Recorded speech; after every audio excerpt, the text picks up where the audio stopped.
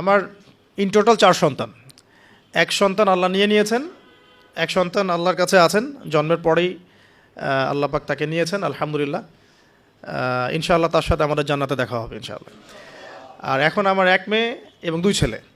তো প্রত্যেক ছেলে এবং মেয়ের সময় ওয়াইফকে ঢোকানো হয়েছে আমি জায়নামাজেই। যতক্ষণ পর্যন্ত বাচ্চা আমার হাতে আসে না আমি জায়নামাজেই ছিলাম। এবং আমি দেখেছি যে আল্লাহ যে আছেন, আল্লাহ যে মানুষের এত কাছে, আল্লাহ যে দোয়া কবুল করেন, শোনেন, মানে আমি হৃদয় থেকে উপলব্ধি করেছি। এই কথাগুলো তো বোঝানো যাবে না, এগুলো তো আমি কোনো দলিল বা প্রমাণ দিয়ে আপনাকে বোঝাতে পারবো না। এটা আপনি ফেস করলে না ফিল করলে বুঝতে পারবেন। তো সেজদায় দোয়া করতে করতে চোখের পানি ফেলার সাথে সাথে দেখা যায় যে নার্স এসে বলেছে আমাকে যে আর কাঁদতে হবে না, এই যে মেয়ের কান্না শোনেন। এমন হয়েছে আমার সাথে। কারণ মানে স্ত্রীর যে প্রসব বেদনা, এটা দেখে কিন্তু স্বামী আসলে ঠিক থাকতে পারে না, তাদের প্রচণ্ড কষ্ট হয়। এবং এই কষ্টটা এই কারণেই হয়তো নবী সাল্লাল্লাহু আলাইহি ওয়াসাল্লাম বলেছেন, তোমার সবচেয়ে সেরা অধিকার পাওয়ার, মানে ভালো ব্যবহার পাওয়ার অধিকার রাখে তোমার মা, এরপর তোমার মা, তারপরেও তোমার মা, এরপর তোমার বাবা।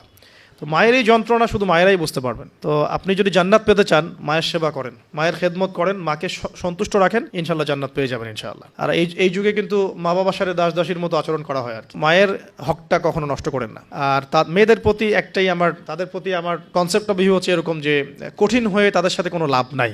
আসলে আদতে আলটিমেটলি কঠিন হয়ে কোনো লাভ নাই। 2-1 দিন হয়তো ঝগড়াঝাটি হতে পারে, মনোমালিন্য হতে পারে, কিন্তু কঠিন হয়ে তাদেরকে লাইনে আনা খুব একটা যায় না। নরম হয়ে বুঝিয়ে সুজিয়েই, ভালো ব্যবহার, ভালোবাসা, মহব্বত দিয়েই সম্ভব ওদের মন জয় করা, আদারওয়াইজ সম্ভব না। তো খেয়াল রাখবেন এই বিষয়গুলো।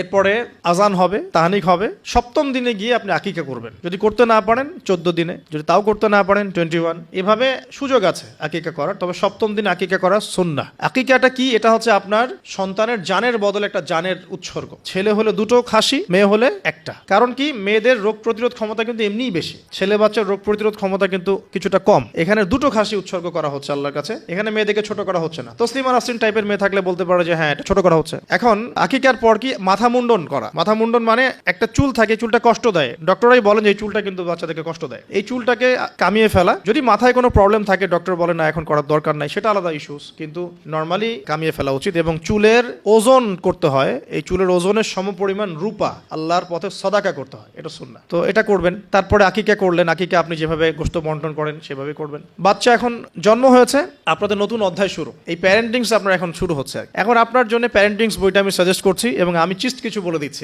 দেখুন, আদম আলাইহিস সালামের দুই ছেলের সম্পর্কে প্যারেন্টিংস এর মধ্যে কথা এসেছে। আদম আলাইহিস সালামের 2 ছেলের সম্পর্কে কিন্তু কথা এসেছে। 1 নাম্বার হাবিল কাবিলের ঘটনা মনে আছে? 2 সন্তান পরস্পরে হিংসা বশত কিন্তু এক ভাইকে হত্যা করে ফেললো। যদি আপনাদের একাধিক সন্তান থাকে, কারো প্রতি পক্ষপাতিত্ব করতে যায় না, তাহলে কিন্তু হাবিল কাবিলের মতো সম্পর্ক করে উঠবে আর কি। আর এই যুগে তো হাবিল কাবিলের সম্পর্ক এখনো চলছে। এখানে বহু কাবিল ঘুরে বেড়াচ্ছে দাড়ি টুপি নিয়েই, তাই না? এখন হাবিল কাবিল সম্পর্ক তো এখন আছে আর কি। কুরবানি কবুল হচ্ছে, আমারটা হচ্ছে না কেন? খেদমত হচ্ছে, আমি পারছি না কেন? মানুষ ওখানে ছুটছে, আমার কাছে আসে না কেন? ওই ওয়াজে 2 লাখ লোক হচ্ছে, আমার ওয়াজে হচ্ছে না কেন? হাবিল কাবিল সম্পর্ক তো আছেই আর কি এখন। তো কাবিল কি করবে? হাবিলকে এলিমিনেট করার চেষ্টা করবে, হাবিলকে দুনিয়া থেকে সরাতে হবে, তাহলে সে সফল, তার ধারণা এমন। অথচ এই কাজের ফলে কি হয়েছে? তার আমল নামে সমস্ত খুনের গোনা কিন্তু যাচ্ছে একটা একটা করে। আর সেম জিনিস আমাদের সাথেও হয়েছে, আমাদেরকে এলিমিনেট করার চেষ্টা করা হয়েছিল। আলহামদুলিল্লাহ আল্লাহ রাব্বুল আলামিন সেটা করতে দেন নাই। আল্লাহ পাক সবসময় সত্যের সাথে থাকেন, অনেস্টির সাথে থাকেন। আল্লাহ পাক সবসময় নূর এবং মারিফতওয়ালা মানুষের সাথেই থাকেন। আল্লাহ পাক কখনোই ইবলিস এবং কাবিলের সাথে থাকেন না। আল্লাহ পাক বোঝার তৌফিক দেখ। সামনে যান। নূহ আলাইহিস সালামের জীবনেও কিন্তু প্যারেন্টিংস আছে। দেখেন, এক সন্তান ইসলাম কবুল করছে না। তো এমন হতে পারে যে দীর্ঘদিন আমার একাধিক সন্তান, আমি আমার সর্বোচ্চ পরিশ্রম করছি সন্তানের পিছনে, তাদের ভরণ পোষণ, খাওয়া দাওয়া, এডুকেশন সবকিছু, তারপরেও জীবনের এক পর্যায়ে গিয়ে একজন বিভ্রান্ত হয়ে গেছে। এটা হতে পারে, এটারও সুযোগ আছে। এতে আপনি দোষী হবেন না ইনশাআল্লাহ, কারণ আপনি আপনার চেষ্টাটা অব্যাহত রেখেছিলেন। তো একটা কথা বলতে ভুলে গেলাম যে ওই যখন হাবিল কাবিলের কথা এসেছে, তখন একটা কথা বলতে ভুলে গেছি যে ওই ইউসুফ আলাইহিস সালামের কথা মনে আছে নিশ্চয়ই। ইউসুফ আলাইহিস সালামের বাবার কিন্তু 12 সন্তান। এই যে 11 সন্তান, 11 ভাই যে ইউসুফ আলাইহিস সালামের এগেইনস্টে যে ষড়যন্ত্র করছে, কারণ কি? কারণ বাবা ইউসুফকে খুব বেশি ভালোবাসে, বাবা ইউসুফকে অনেক আদর করে, তার খুব চমৎকার সুন্দর দেখতে। এমন হয় না যে একটা বাচ্চা খুব সুন্দর, বা আপনার বড় মেয়ে আপনি বেশি আদর করেন, একটু বেশি আদর করেন, হ্যাঁ, তো এই জায়গাটা কিন্তু সতর্ক থাকতে হবে যে সন্তান একাধিক হয়ে গেলে আবার হিংসাত্মক মনোভাব গড়ে না ওঠে। এই জন্য ছোটবেলা থেকে শিক্ষা দিতে হবে যে সে তোমার বড় আপু, সে তোমার ভাই। হ্যাঁ, সবাইকে আপনার একটা ইনসাফ প্রতিষ্ঠা করতে হবে। কোরআনে অনেক দলিল আছে আপনি ইব্রাহিম আলাইহিস সালামের ঘটনা দেখেন যে তার সন্তানকে মানুষ করেছে তার মা হাজরা আলাইহিস সালাম। ইব্রাহিম আলাইহিস সালাম কিন্তু সেখানে রেখে চলে আসছেন, মানুষ করেছে কিন্তু তার মা। তো যে হাজরা আলাইহিস সালাম বলছেন যে ইয়া ইব্রাহিম, হে ইব্রাহিম, আপনি আমাদেরকে কেন এখানে রেখে যাচ্ছেন? তখন ইব্রাহিম আলাইহিস সালাম বলছেন যে আল্লাহর আদেশে। তখন হাজরা আলাইহিস সালাম বলছেন যে যদি আল্লাহর আদেশে আপনি আমাদেরকে এখানে রেখে যান জনমানব শূন্য বিরান একটা জায়গায়, তাহলে ইনশাআল্লাহ আল্লাহ আমাদেরকে ধ্বংস করবেন না। এই যে তাওয়াক্কুল আল্লাহর প্রতি, একজন তাওয়াক্কুল কারিনী মায়ের গর্ভ থেকে জন্ম নিয়েছে ইসমাইল আলাইহিস সালাম। ওই সন্তানকে যখন ইব্রাহিম আলাইহিস সালাম আরো কয়েক বছর পরে এসে বলছেন ইন্নী আরা ফিল মানামি আন্নী আযবাহুকা, আমি স্বপ্নে দেখেছি তোমাকে জবাই করছি, ফানজুর মাযা তারা, তোমার রায় কি আমাকে বলো। ওই সবর কারিনী মায়ের গর্ভ থেকে জন্ম নেয়া, তাওয়াক্কুল কারিনী মায়ের গর্ভ থেকে জন্ম নেয়া সন্তান এবার বলছে ইয়া আবাতি, হে আমার বাবা, ইফআল মা তুমার, আপনি তাই করুন যা আপনাকে আদেশ করা হয়েছে। সাতাজিদুনি ইনশাআল্লাহু মিনাস সাবিরিন, আমাকে ইনশাআল্লাহ আপনি সবরকারী পাবেন। তো এখানে মায়ের রোলটা দেখেন, মা যেমন হবে সন্তান তেমন হতেই পারে। মা যেমন হয় সন্তান কিন্তু তেমনই হয়, স্বাভাবিক এটা। মা যদি সন্তানকে হৃদ্যতা ভালোবাসা দিয়ে বড় করে, সন্তান দেখবেন বড় হয়ে সবাইকে ভালোবাসে। মা যদি সন্তানকে কনফিডেন্স দেয় যে বাবা তুমি পারবে, জীবন অনেক কিছু করতে পারবে, তোমার মধ্যে এই প্রতিভা আছে, ইনশাআল্লাহ তুমি পারবে, সন্তান বুস্ট আপ পিছন থেকে পারবে ইনশাআল্লাহ। মা যদি সন্তানকে ত্যাগ করে, দুধ পান না করায়, ফ্যামিলিস্টদের মতো দুধ পান না করিয়ে এই যে আপনার বেবি সিটারদের কাছে মানুষ করায় আর কি, হ্যাঁ, ডে কেয়ার সেন্টারে মানুষ করায়, দেখবেন সন্তান ছোটবেলা থেকে একটা হতাশা, হীনমন্যতা, নিঃসঙ্গতায় ভোগে। আর এখন এলিট সোসাইটির মধ্যে এই সমস্যাটা আছে না, নিঃসঙ্গতায় ভোগে তারা। কিন্তু মা যদি সন্তানকে দেখা যায় খুব শাসন করে, বেশি প্রহার করে, সন্তান কঠোর হয়ে যাবে, মনটা কিন্তু শক্ত হয়ে যাবে। তো পিতা মাতার সন্তানের প্রতি অ্যাটিটিউডটা একটা বড় ফ্যাক্ট, যে সন্তান বড় হয়ে কি হবে। হিটলারের জীবনী পড়ে দেখেন, সে বলছে আমার পিতা আমাকে খুবই মায়ের মারতো আর কি, খুবই পিটাইতো। তো বড় হয়েও শিখছে আর কি যে পিটাইলেই কাজ হয়, যদি কিছু করতে হবে তো পিটাইলেই কাজ করতে হবে। এরপরে সে যে পিটানো শুরু করছে সবাইকে গণহারে। এই যে সন্তান জন্ম নিল ইসমাইল আলাইহিস সালাম হাজরা আলাইহিস সালামের গর্ভ থেকে, মা যেমন হলো সন্তান তেমন হলো কিন্তু। আর এই যে মায়ের আত্মত্যাগ দেখেন, সাফা মারওয়া সাই করা যে ঘটনা, জামজাম কূপের যে ঘটনা, এই ছেলের কুরবানির যে ঘটনা, এই ঘটনাগুলো আল্লাহর কাছে এত বেশি পছন্দ হয়েছে। দেখেন কিয়ামত পর্যন্ত হজ ওমরায় আপনি এগুলো কিন্তু করছেন, হজে করছেন, অথচ এটা কিন্তু ইব্রাহিম আলাইহিস সালামের যুগের ঘটনা। আমরা কিয়ামত পর্যন্ত এই ঘটনাগুলো ফলো করছি আর কি। আর এমন কোনো ধর্ম নাই যে ধর্মে ইব্রাহিম আলাইহিস সালামকে গালি দেওয়া হচ্ছে।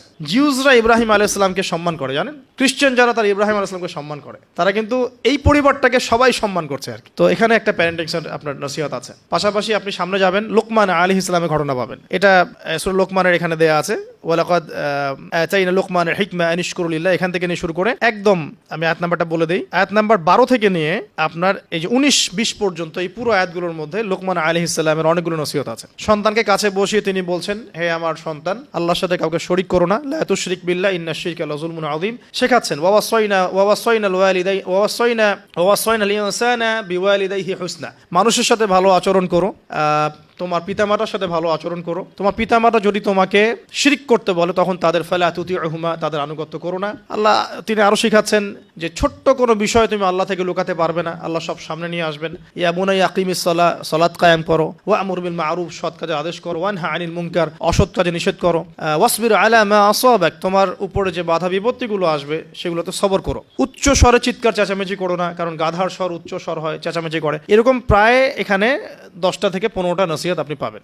চিস্ট করে বলে দিলাম যে লুকমান আলাইহিস সালাম তার সন্তানকে যা শিক্ষা দিয়েছেন এটা প্যারেন্টিংসের জন্য যথেষ্ট। আর আপনি সন্তানকে শিক্ষা দিবেন শিরকের শিক্ষা, আপনি আল্লাহকে চিনতে শেখাবেন, রাসূলকে চিনতে শেখাবেন, কোরআনের সাথে সম্পর্ক করে দিবেন, হ্যাঁ, 5 ওয়াক্ত নামাজে অভ্যস্ত করবেন, পাবন্দি করবেন, ইসলামিক পরিবেশ বাসায় বজায় রাখবেন, তালিম হবে, ইসলামিক কালচার রাখবেন। যদি বাচ্চা বিনোদন পছন্দ করে ইসলামিক বিনোদন দিবেন, তাকে সময় দিবেন, তার সাথে কথা বলবেন, তার সাথে গল্প করবেন। তো এখন দেখেন কোরআনে এমন অনেক কিছুই আছে। লুকমান আলাইহিস সালামের কথাই বলেন, আপনি ইব্রাহিম আলাইহিস সালামের কথাই বলেন, আদম আলাইহিস সালাম, নূহ আলাইহিস সালাম থেকে শুরু করে প্রত্যেক নবী রাসূলের জীবনেই দেখবেন আপনি প্যারেন্টিংসের একটা খোরাক পাবেন। ইভেন আমাদের নবী মুহাম্মদ সাল্লাল্লাহু আলাইহি ওয়াসাল্লামের ক্ষেত্রে দেখেন। আচ্ছা, এখানে যাওয়ার আগে এখানে আসি যে এই যে ঈসা আলাইহিস সালামের মা মারিয়াম আলাইহিস সালাম, তিনি কি পবিত্র ছিলেন না? দেখেন আল্লাহ পাক এমন সন্তান দিয়েছেন, সন্তানও পবিত্র। ঈসা আলাইহিস সালাম কি আল্লাহর হুকুমে মৃতকে জীবিত করে ফেলছেন না? আল্লাহর হুকুমে মানুষের সেবা করছেন, চিকিৎসা করছেন, তাকে রূহুল কুদুস সহযোগিতা করছে না? এবং তিনি এমন একজন সত্তা যিনি আবার মসিহুদ দাজ্জালকে হত্যা করবেন। তাকে আল্লাহ পাক কত বড় একটা মাকাম দিয়েছেন। তার মা পবিত্র ছিলেন, পবিত্র মায়ের সন্তান। দেখেন নবী সাল্লাল্লাহু আলাইহি ওয়াসাল্লামের ক্ষেত্রে কি হয়েছে, তিনি মা এবং বাবার সঙ্গ খুব বেশি পাননি, কিন্তু তার আশপাশের মানুষ যারা ছিল আর কি, তার চাচা, তার দাদা, তারা সব সময় নবী সাল্লাল্লাহু আলাইহি ওয়াসাল্লামকে প্রচন্ড ভালোবাসতেন, প্রশংসা করতেন। কাবা ঘরে নিয়ে কোলে নিয়ে বসে বলতেন, আমার এই নাতি, আমার এই বংশধর ইনশাআল্লাহ একদিন নেতা হবে। তার দাদা বলতেন বারবার। দেখেন নবী সাল্লাল্লাহু আলাইহি ওয়াসাল্লাম ছোটবেলা থেকে এই শিক্ষাগুলো, এই ভালোবাসাগুলো পেয়েছেন। ছোটবেলায় তাকে বেদুইনদের কাছে রাখা হয়েছে, মরুতে দৌড়িয়েছেন, খেলেছেন, হাড়হাড্ডি শক্ত হওয়ার জন্য, ফিজিক্যালি স্ট্রং হওয়ার জন্য। ভাষা শিখিয়েছেন নবী সাল্লাল্লাহু আলাইহি ওয়াসাল্লামকে ছোটবেলায়, ওই দুধমা হালিমার ওখানে তিনি ভাষা শিখছেন, আরবি ভাষা, বিশুদ্ধ ভাষা। ছোটবেলা থেকে নবী সাল্লাল্লাহু আলাইহি ওয়াসাল্লামকে যারা ভালোবাসতেন, খেয়াল করে দেখেন নবী সাল্লাল্লাহু আলাইহি ওয়াসাল্লামও বড় হয়ে সবাইকে ভালোবাসেন। এতিমের পাশে দাঁড়ান, বিধবার পাশে দাঁড়ান, মিসকিনের খোঁজ নেন। আমি বোঝাতে যাচ্ছি যে সন্তান সেটাই শিখবে যেটা পিতামাতা তাকে ছোটবেলায় শিখাবে। আপনি যে এনভায়রনমেন্টটা দিবেন, সেই এনভায়রনমেন্টেই তার কৈশোর যৌবন করে উঠবে। সাহাবীদের জীবনী দেখেন, তাবিঈন জীবনী দেখেন, সলফে সালেহিনের জীবনী দেখেন, ইমাম বুখারী, ইমাম আবু হানিফা, শাফিঈ, আহমেদ বিন হাম্বল, ইমাম মালিক, তাদের জীবনীগুলো দেখেন। তাদের পিতামাতার বিশাল সাপোর্ট ছিল তাদের এই জায়গায় আসার পিছনে। ঠিক আছে, তাদেরকে কখনো চিন্তা করতে হয় না এই দুনিয়া নিয়ে। দুনিয়ার পুরো বিষয়গুলো পিতামাতাই সেট করে দিয়েছেন। তোমরা খালি দিনের জ্ঞান অর্জন করো, দিনের খেদমত করো, ফকিহ হও, মুহাদ্দিস হও, দিনকে এগিয়ে নাও। ওদেরকে টেনশন ফ্রি করে দেন, বাকি পরিশ্রম আমরা করবো ইনশাআল্লাহ, সমস্যা নেই। পরবর্তী প্রজন্মকে ইসলামের জন্য তৈরি করতে হলে আমাদেরকে পরিশ্রম করতে হবে এবং তাদেরকে একটা সিকিউর সাউন্ড মাইন্ড দিতে হবে যে তোমার কাজ এইগুলোই।